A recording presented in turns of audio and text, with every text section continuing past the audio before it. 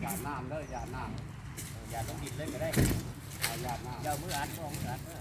แม่ตันจัตตาปาโลกัสสมิมานาสัมภาวะเยอปานิมานังอุตังอันโตจานิริยัญจาอาสัมภานังอาเวรังอาสัมปันนันนินัญญานังนิจินโนวัจยาโนวายาวัฏสาวิคาธามิโนเอตังสนิอันเดนยาตมาเมตังวิหารังอิดามาอุนินิจาอนุภาคมาสิลาวัฏสนินัสัมปันโนกาเมสุอิมยะติตานาหิสันโดกภาวะไสยังปุณเนติติเอาพาเขาว่าคนน่าดีรับดีกินเชิญ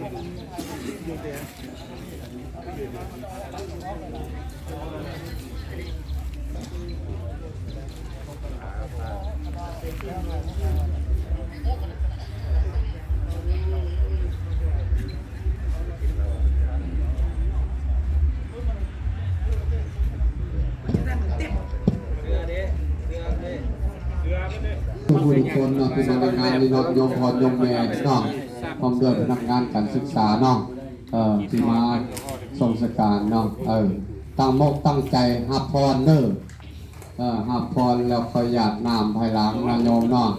เวลาหยาดน้ำครูบาสิบอกหยาดเด้อหับพรว่าเด้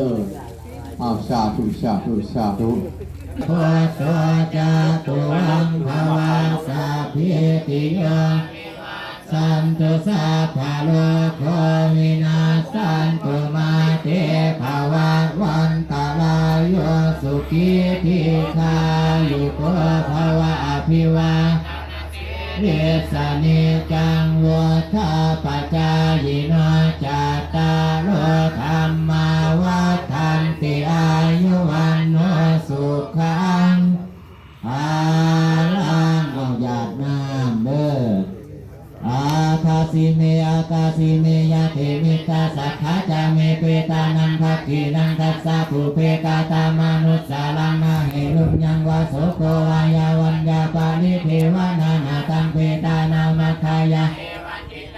นาตาโยอายัญจะโคทักขีนาทินนาสังกัมหิสุปฏิทิตาทิกาลตังเหตายัสสะธานาโสอุปกัปปติโสยติธรรมโมจะอายัญนิคัสสิโตเปตานาปุสาจักกาตาอุลาลาบาลัญจะภิกขุนะผลญาติโยมมาดูทุกคนเนาะ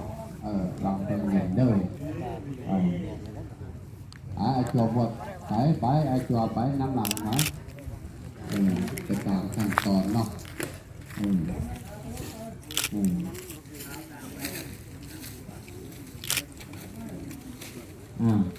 ตัวไปแล้วว่างพึ่งเย็นแล้วแม่ขาวเด้อให้ต่อแถวกันไปเป็นระเบียบเฮี้ยห้อยเพื่อความจบงามเนาะ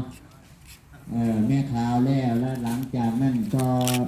ด้วยบรรดาแขกที่มาไหว้อะไรในมือนี้เนาะหลังจากแม่ขาวแล้วก็ต่อด้วยบรรดาแขกเนาะ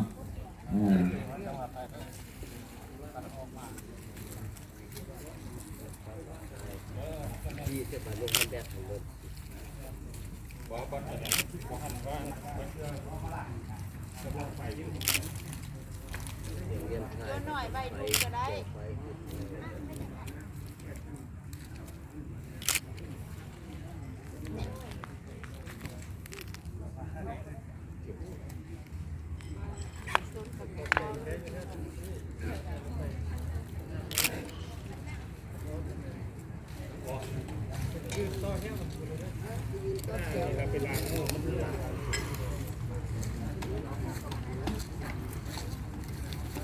เสียเนาะที่มาห่วงไว้อะไรเนาะ